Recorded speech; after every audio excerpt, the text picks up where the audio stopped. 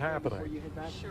Where are you going to stand? So we understand. So they're trying to figure out where she's going to make the statement. Right.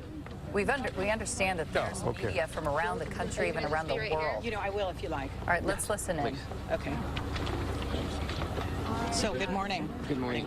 Will you ask me questions or should I just talk? Brock Turner, how soon will he be released? You know, it'll be within the next couple of hours. I'm not sure exactly what time it is right now, but he will be walking out this door where you are now, and he'll be coming out with all the other releases, so you may see some other people coming out at the same time. What is he doing right now? Walk us through the processing before he's released.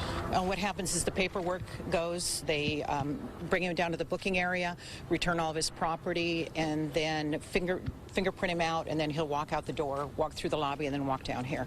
You're not happy about the sentencing, right? No, I'm not. No, I think that anybody charged with, convicted of rape ought to do time in state prison. And that's why I'm supporting the Assembly Bill 2888. It's on the governor's desk right now. It makes mandatory prison sentence for anyone convicted of raping an intoxicated and unconscious person. And I think that's a good law for California. Do you know how he is as an inmate? Was he a good inmate or a bad inmate? You know, I don't know how he was as an inmate. He was in protective custody, of course, because of the risk to him. What kind of message does it send to the public that Brock Turner is being released after just 90 days? You know, that's the court decision. It's a decision I'm not happy with. I think that it should have been a state prison sentence. But that's why we're moving so quickly on getting the law changed and urging Governor Brown to sign the legislation that's on his desk now. We understand he's also getting a lot of hate mail and that he's going to be given that. Is that correct? You know, I'm not sure about that. We don't read the inmates' mail. I've been told that that's true. Okay. Was he in protective custody? Yes, he was in protective custody. Why is that? For the protection of him. A lot of people who are charged with crimes, homicide, and things like that, very often they're in protective custody if they're at risk of other inmates. Given the volume of hate mail, have you received any death threats? You know, we have an ops plan right now. We're not going to talk about the operations plan. I think that we're well prepared for him walking out today, and I don't think there's any definable actual threats, but there is a lot of hate.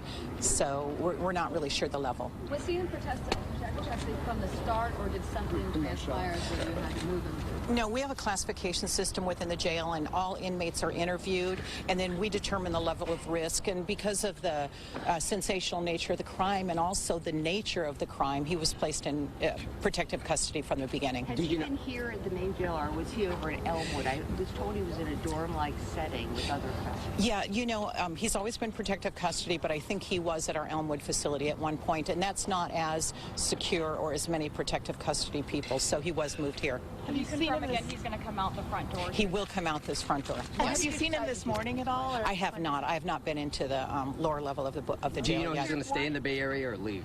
I have no idea. I don't know. Was he a good prisoner?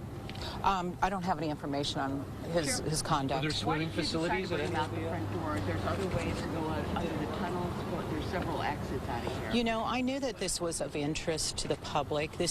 We want to make sure that he's treated exactly the same way as anyone else is. You know, certainly we have a lot of people here this morning, and we need to make sure the public is safe, but this is how everyone comes out, and there's no special treatment. Sheriff, do you know who will be accompanying him? I don't think anyone will. He'll come through the door where the releases are and then walk directly out. Obviously, we'll have... So no lawyers accompanying him or anything? Not that I know of, no. Family members?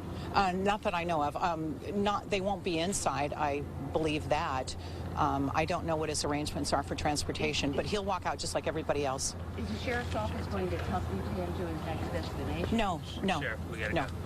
No. Thank you, Sheriff. Thank you very much. Okay, so that's Sheriff Laurie Smith coming out, checking out the lay of the land, checking out exactly what's going on. All right, again, we've been listening in live to Sheriff Laurie Smith, very adamant. She said right off the bat she does not agree with the sentence of Brock Turner. She is working on legislation that we've been talking about for hopefully the governor, she says, to sign that will require mandatory prison sentence for a convicted sex offender, particularly if the victim is unconscious, which is the case here. And of course, you could see this was video from earlier, but we're outside the courthouse because there's a huge media presence because a lot of people are very unhappy with the sentence as well for Brock Turner. So he'll walk out through that door, expected to be released in the next couple of hours. We'll check back there.